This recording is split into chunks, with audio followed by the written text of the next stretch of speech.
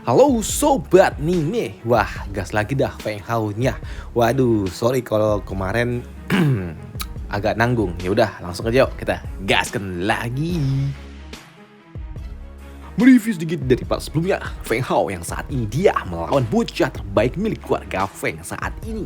Dirinya dapat memberikan perlawanan yang membuat lawannya menjadi sangat kesal. Yang pada akhirnya lawannya memilih menggunakan teknik kekuatan penuhnya. Karena dia sangat kesal ketika muncul seorang bocah yang tidak dapat dia kalahkan. Mengingat dia adalah generasi muda terbaik yang ada di dalam keluarga Feng. Lihat, itu adalah teknik andalan dari Feng Yu. Jika seperti ini, anak itu dia tidak mungkin dapat menahannya lagi. Pikir dari para penonton. Namun untuk Feng Hao sendiri saat ini dirinya santai saja. Bahkan ketika dia melihat teknik yang cukup mengerikan itu, Feng Hao dia tidak banyak aksi. Dia diam sejenak dan berpikir jika saja dia menggunakan teknik perubahan yang sama itu terlalu beresiko karena memang sebelumnya Feng Hao dia belum pernah menggunakan teknik yang seperti itu. Maka dari itulah Feng Hao dia lebih memilih menggunakan teknik tangan surgawi miliknya. Tapi tahu kalau itu akan tidaklah mudah dan tidak mungkin cukup. Maka dari itulah Feng Hao dia akan menambahkannya dengan menggunakan teknik lainnya lagi. Walaupun ya kali ini terlihat cukup mirip seperti apa yang telah dia gunakan di saat ada di makam saintis Zantian. Tapi teknik kali ini ternyata cukup berbeda. Karena tidak lagi menggunakan gabungan dari berbagai elemen. Tapi saat ini Feng Hao dia akan menambahkannya dengan menggunakan kekuatan bintang yang akan membuat teknik ini terlihat cukup mengerikan.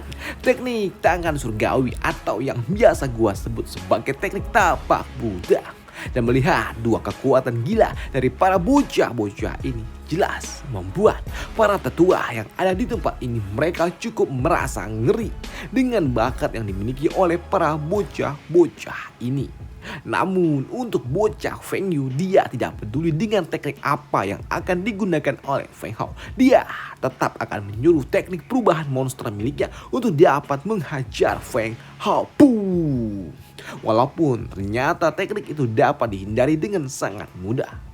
Namun karena saat ini area cukup terbatas, maka dari itulah akan sangat sulit bagi Feng Hao untuk dapat menghindari setiap serangan teknik itu. Maka dari itulah Feng Hao diakini akan melepaskan serangan yang pula. Dan begitu teknik tangan surgawi dilepaskan oleh Feng Hao, jadi kucing geprek sebelum dar. Benturan energi kuat terjadi di atas arena ketika teknik anak itu dapat dihancurkan oleh Feng Hao. Dan itu jelas membuat para penonton yang ada di tempat ini mereka tidak percaya bagaimana bisa teknik milik bocah terbaik generasi muda yang ada di keluarga Feng dapat dihancurkan dengan sangat mudah. Aku sudah membuktikan kalau kau tidak bisa mengalahkanku dengan satu jari saja. Dan karena merasa permainan ini telah usai, maka dari itulah Feng Hao dia memutuskan untuk turun dari atas arena pertandingan. Sudahlah, aku tidak punya banyak waktu lagi nih untuk bermain, jadi ya ayo kita kembali. Dan untuk Feng Yu jelas dia tidak terima dan bersumpah dia akan membalaskan ini semua nanti di masa depan. Feng Hao, aku kali ini memang kalah, tapi di masa depan aku akan membalaskan ini semua, ujar dari bocah itu. Yap, aku nantikan itu.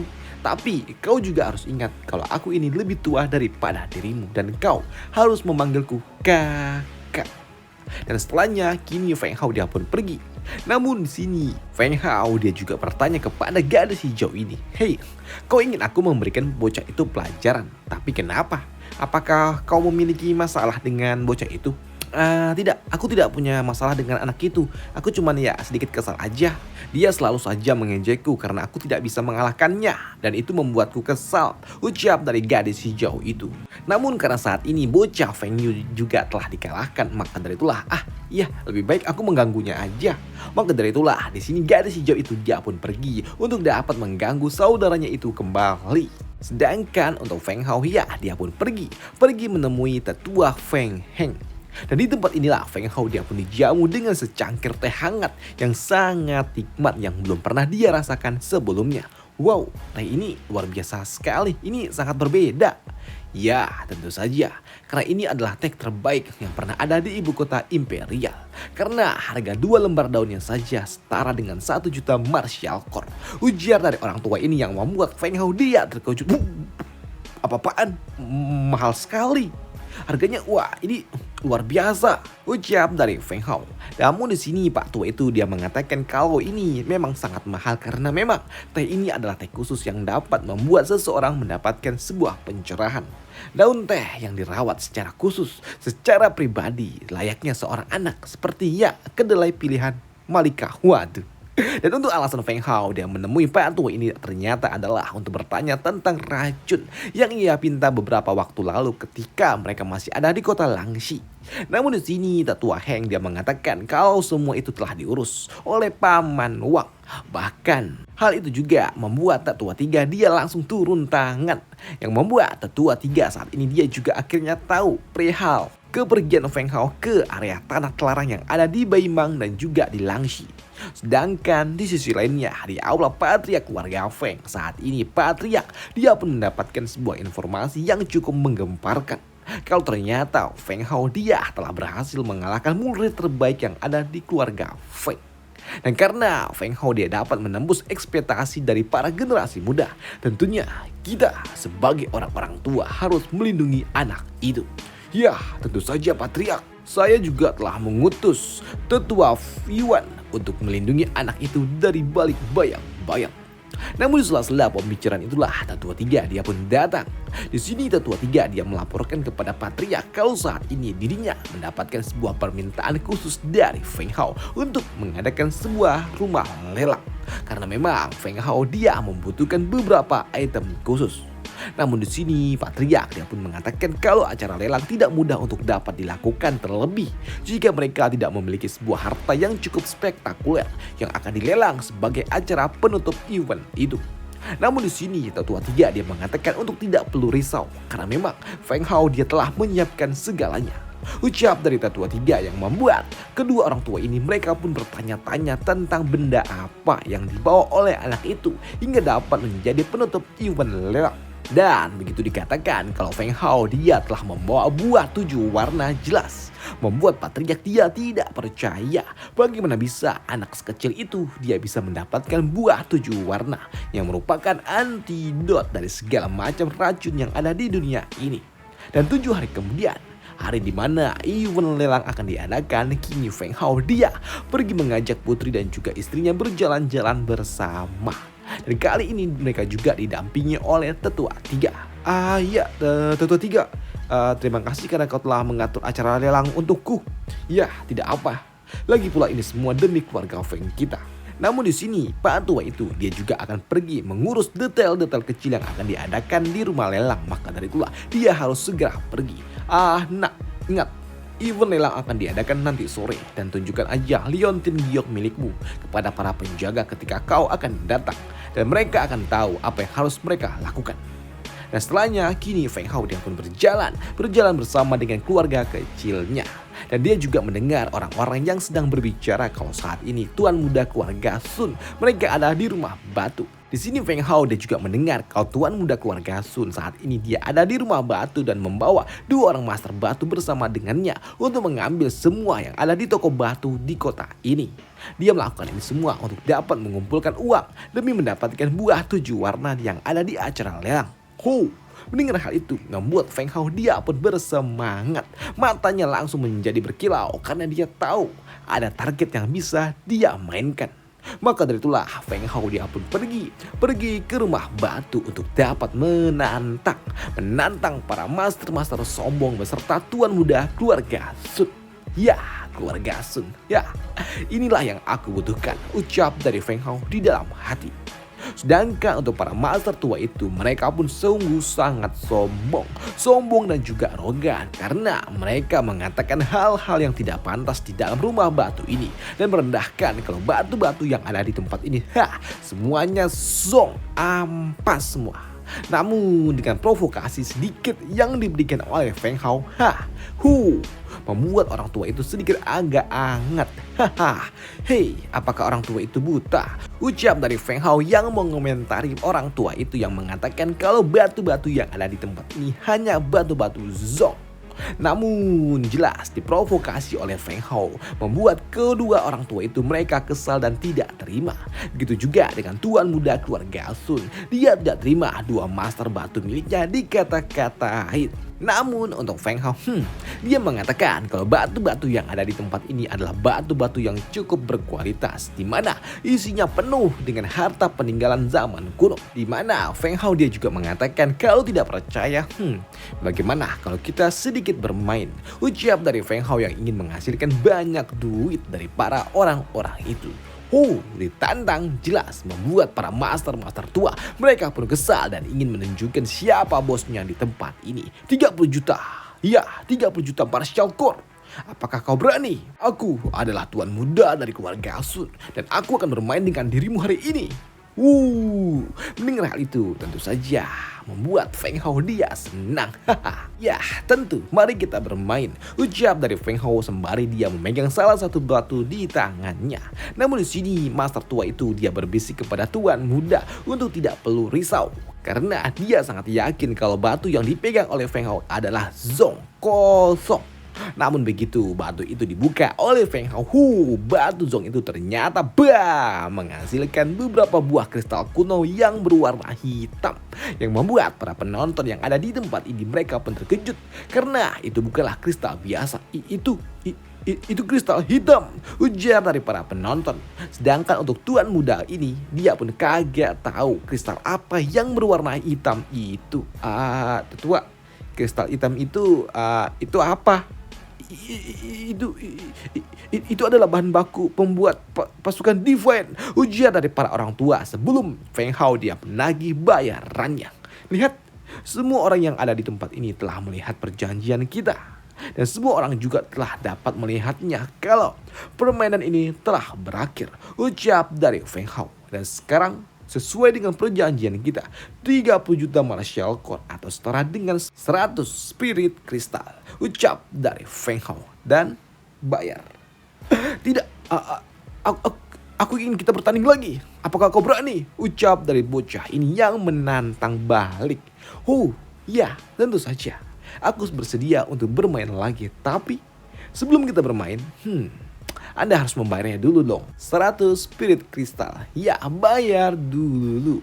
Jika tidak, aku takut tuan muda ini akan sulit untuk dapat mempercayai Anda lagi, ucap dari Feng Hao. Dan biar lebih ramai lagi, Feng Hao dia juga berujar, apakah tuan muda dari keluarga yang cukup bermartabat ini dan seorang murid elit dari keluarga Sun ternyata tidak mampu membayar 100 spirit kristal? Aduh, benar-benar memalu. Tidak, cepat berikan kepadanya, ucap dari tuan muda ini sembari keringat dingin karena dia bakalan rungkat kalau membayarkan ini semua.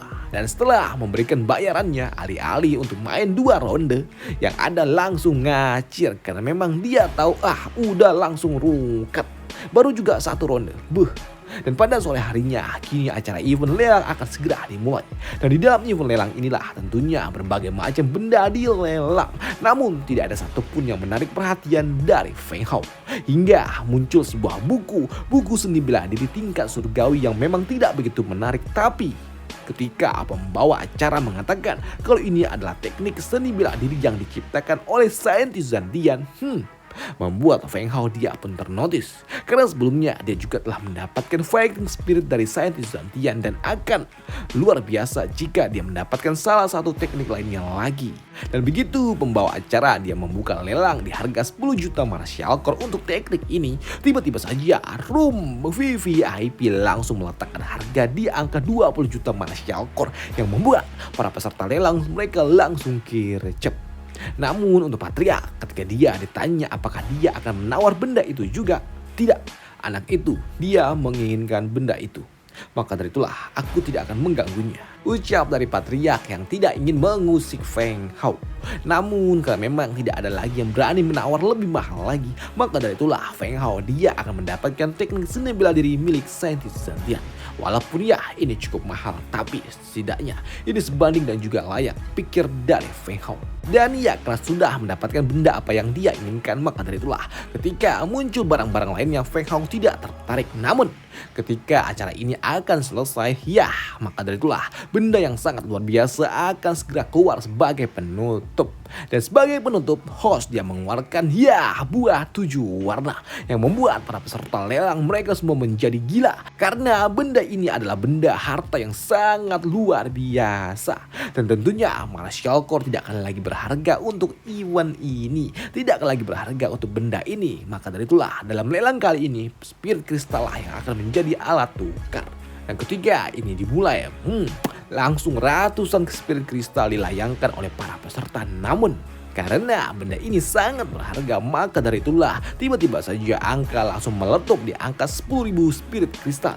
Dan ternyata tawaran itu berasal dari patriark keluarga Feng yang memang dia tidak ingin melepaskan yang begitu saja. Namun 10.000 Spirit Crystal ternyata tidak cukup. Belum cukup ketika room sebelah, room VVIP nomor 3 meletakkan harga yang tidak masuk akal. Dia angkat 23.000 Spirit Crystal. Maka dari itulah tidak ada lagi seorang pun yang berani untuk menantangnya. Dan diketahui kalau room VVIP nomor 3 adalah room VVIP milik penguasa dari aliansi cahaya. Dan kenapa mereka ada di kota Imperial? Karena memang 1 bulan lagi mereka akan menantang keluarga Feng. Dan tantangan itu adalah pertandingan 10 murid terbaik milik keluarga yang harus berusia di bawah 30 tahun. Patriark, apakah kita memiliki kesempatan untuk menang? Tanya orang tua ini. Tidak, awalnya aku juga tidak begitu yakin. Tapi untuk saat ini setidaknya kita memiliki satu kesempatan untuk dapat memenangkan ini semua, ucap dari Patriark. Oh, apakah itu Feng Hao? Tanya orang tua ini. Ya, anak itu. Dialah harapan bagi kita, harapan keluarga Feng kita, ucap dari Patriark keluarga. Namun di sini orang tua ini dia pun juga menyarankan agar Patriark memilih murid lainnya lagi, yaitu Feng Xiao yang merupakan reinkarnasi dari Kaisar Xing Chen yang saat ini dia ada di usia 25 tahun. Dan dia adalah anggota pertama di dalam generasi muda keluarga Feng yang sangat luar biasa, dan saya pikir dia adalah warrior terkuat milik keluarga kita. Namun di sini Patriark dia pun enggan melakukannya karena dia tahu kalau saat ini Feng Xiao dia harus fokus dengan kultivasinya dulu yang ada di ranah Wu Huang. Dan jika terjadi sedikit masalah dengan anak itu, maka meridiannya akan segera rusak dan itu akan membuat keluarga Feng kita akan menderita di masa depan. Jadi lebih baik kita tidak mengganggunya dulu. Namun untuk tetua ini dia sedikit ragu dengan Feng Hao karena memang tingkat kultivasi milik Feng Hao cukup rendah dibandingkan orang-orang lainnya. Walaupun dia juga tahu kalau Feng Hao itu cukup kuat, tapi tetap saja kesenjangan tingkat kultivasi tidak dapat dia abaikan. Namun untuk Patriark dia pun yakin kalau Feng Hao akan memenangkan permainan ini. Namun di sini Patriark dia juga mengatakan kalau dirinya tidak begitu peduli dengan pertandingan ini, menang ataupun kalah tidak peduli ya, karena tidak ada lagi yang perlu ditakutkan selama Gunslayer ada di tangan keluarga kita. Namun untuk tetua ini dia lebih mengkhawatirkan jika saja mereka nanti kalah di dalam permainan ini akan menjadi sebuah alasan bagi aliansi cahaya untuk dapat menyerang keluarga Feng. Dan jika itu sampai terjadi, lantas nantinya siapa yang akan menjaga Gunslayer jika Patriark tidak ada lagi? Sedangkan para tetua lainnya mereka juga sudah cukup tua. Umur mereka juga tidak akan lama lagi jika mereka harus menjaga Gunslayer. Namun di sini Patriark dia tidak khawatir karena sebelumnya aku juga mendengar kalau tetua 3 dia memiliki Qinhua yang dapat memperpanjang usia hidupnya. Maka dari itulah jika tetua 3 memakan benda itu, maka dia akan dapat bertahan hidup hingga beberapa ratus tahun lagi. Apa? Tetua 3 memiliki Qinhua? Apa jangan-jangan benda itu Feng Hao yang mendapatkannya lagi? Tanya dari tetua ini yang bingung bagaimana bisa Feng Hao dia memiliki semua harta karun yang tidak dimiliki, yang tidak mudah untuk ditemukan, bahkan bisa dikatakan mustahil. Setelah bunga 7 warna dan kini muncul Qinhua, jelas membuat tetua ini menjadi bingung. Dan kini 1 bulan kemudian Feng Hao dia pun datang menemui tetua 3. Di mana ternyata Feng Hao selama 1 bulan terakhir dia melakukan sebuah pelatihan tertutup di area Gunung Yunfeng. yang membuat dirinya kini telah ada di ranah puncak wushu. Dan dia juga mendapatkan sebuah pelatihan khusus dari Patriarch yang membantu dirinya mengatasi hambatan meridiannya untuk dapat bertarung melawan mereka yang ada di ranah Wuwang. Dan di sini Tetua 3 dia juga mengatakan kalau besok adalah hari di mana Feng Hao dia harus bertanding di dalam festival Grease yang akan melawan generasi muda dari Aliansi Cahaya. Di mana Tetua 3 dia juga mengatakan, ya aku dengar mereka telah merekrut para generasi muda terbaik dan apakah kau yakin kau bisa memenangkan pertandingan itu nak? Ucap dari Tetua 3. Ya tentu saja Tetua, aku yakin sekali aku dapat melakukannya. Ucap dari Feng Hao. Baguslah kalau kau yakin. Dan aku akan menunggu kabar baiknya dari dirimu, ucap dari Tetua 3. Namun di sini Feng Hao dia juga curiga kalau sepertinya Aliansi Cahaya mereka datang bukan cuma untuk menantang keluarga Feng dalam pertandingan generasi muda, tapi aku curiga kalau mereka memiliki rencana besar di balik itu semua. Ya, tenang saja nak, jangan khawatir. Orang tua ini tahu apa yang harus dilakukan. Lakukanlah yang terbaik dan sisanya biarkanlah orang tua lah yang mengurusnya. Dan lakukanlah yang terbaik karena saat ini wajah dari keluarga Feng akan ada di tangan dirimu, ujar dari Tetua 3. Dan benar saja keesokan harinya terdengar suara iring-iringan yang sangat kuat di area ibu kota imperial. Dan suara itu menotis mereka para penduduk yang ada di ibu kota. Dan suara itu ternyata berasal dari rombongan Aliansi Cahaya yang datang untuk menantang keluarga Feng. Di mana rombongan itu dipimpin langsung oleh Patriarch atau Master Sekte dari Aliansi Cahaya.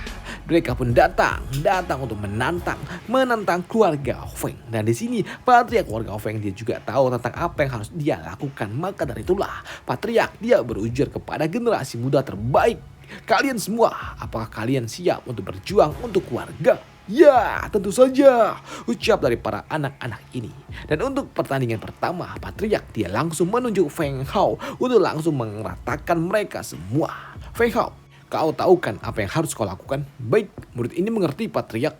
Maka dari itulah Feng Hao dia pun melompat untuk mengajar para bocah-bocah yang akan mewakili Aliansi Cahaya. Dan untuk lawan Feng Hao ternyata adalah Holison Langshi yang sebelumnya telah menghajar Feng Hao habis-habisan di kota Langshi. Dan ini adalah sebuah kesempatan bagi Feng Hao untuk membalaskan itu semua. Tapi ya pertandingan mereka akan dibahas di part selanjutnya dan sampai jumpa. Bye. Thank you. Wah, gua ngantuk banget nih cuy. Aduh. Gua ngerekamnya malam jadi gua ngantuk banget. Dan sampai jumpa. Bye. Thank you.